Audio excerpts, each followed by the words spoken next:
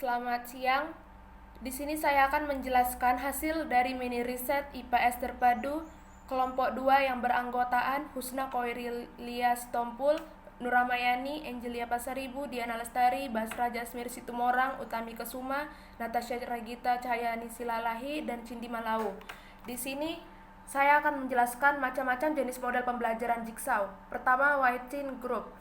Di sini menjelaskan setiap individu dalam grup akan memiliki tanggung jawab dalam satu materi yang harus dipahami dan dipecahkan. Berikutnya, setiap individu dituntut untuk bisa menjelaskan kepada individu lain dalam satu grup. Yang kedua, Expert Group Jigsaw. Setiap siswa dalam grup belajar yang memiliki materi sama akan membuat grup staf ahli untuk berdiskusi memahami materi tersebut. Selanjutnya, setiap siswa kembali ke grup dan menjelaskan dan mengajarkan hasil dari diskusi atau pemahaman. Yang terakhir, Wall Group Jigsaw. Pada model pembelajaran Jigsaw jenis ini, grup staf ahli akan langsung dibuat dan selanjutnya mereka mempelajari materi persoalan yang berbeda dengan grup lain. Selanjutnya, setiap grup menjelaskan setiap materi persoalan ke grup lain dengan cara presentasi dan diskusi. Di sini terdapat ciri-ciri khusus pembelajaran berdasarkan masalah menurut Arens. Model PBL memiliki karakteristik sebagai berikut. Yang pertama, pengajuan pertanyaan atau masalah.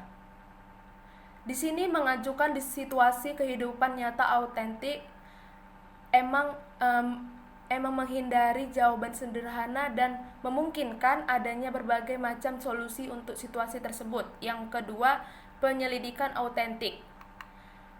Mengharuskan siswa melakukan penyelidikan autentik untuk mencari atau menyelesaikan nyata terhadap masalah nyata. Mereka harus menganalisis dan mengidentifikasi masalah, pengembangan hipotesis, dan membuat ramalan. Yang terakhir, menghasilkan produk dan memamerkannya. Di sini membentuk siswa untuk menghasilkan produk tertentu dalam bentuk karya nyata atau artefak dan peragaan yang menjelaskan atau mewakili bentuk penyelesaian masalah yang mereka temukan. Di sini terdapat menurut para ahli PBL dilakukan dengan langkah-langkah sebagai berikut. Yang pertama, menyadari masalah. Implementasi PBL adalah harus dimulai dengan kesadaran adanya masalah yang harus dipecahkan. Pada tahapan ini, guru membimbing siswa pada kesadaran adanya kesenjangan atau gap yang dirasakan oleh manusia atau lingkungan sosial. Yang kedua, merumuskan masalah. Bahan pelajaran dalam bentuk topik yang dapat dicari dari kesenjangan selanjutnya difokuskan pada masalah apa yang pantas untuk dikaji. Yang ketiga, merumuskan hipotesis. Sebagai proses berpikir ilmiah merupakan perpaduan dari berpikir deduktif dan induktif, maka merumuskan hipotesis merupakan langkah penting yang tidak boleh ditinggalkan. Yang keempat, mengumpulkan data, yaitu sebagai proses berpikir empiris.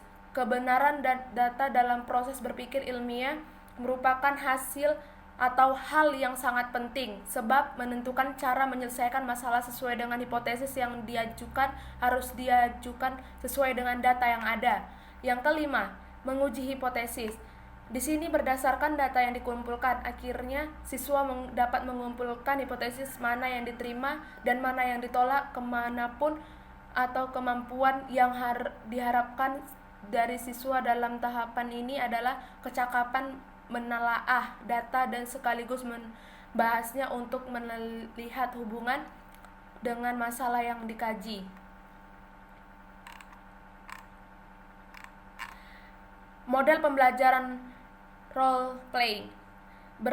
Di sini dijelaskan bahwa bermain peran atau role playing adalah metode pembelajaran yang di dalamnya terdapat perilaku pura-pura atau berakting dari siswa sesuai dengan peran yang telah ditentukan, di mana siswa menirukan situasi dari tokoh-tokoh sedemikian rupa dan tujuan mendramatisasikan dan mengekspresikan tingkah laku, ungkapan, gerak-gerik seseorang dalam hubungan sosial antar manusia.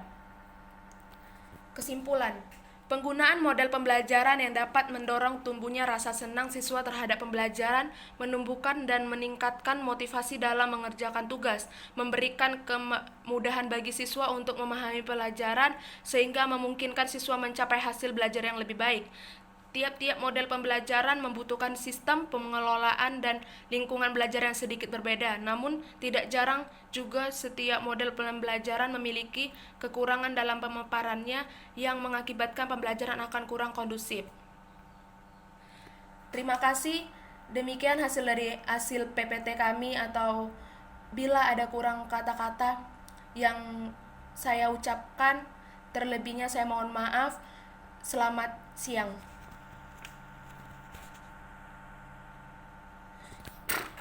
Siapkan.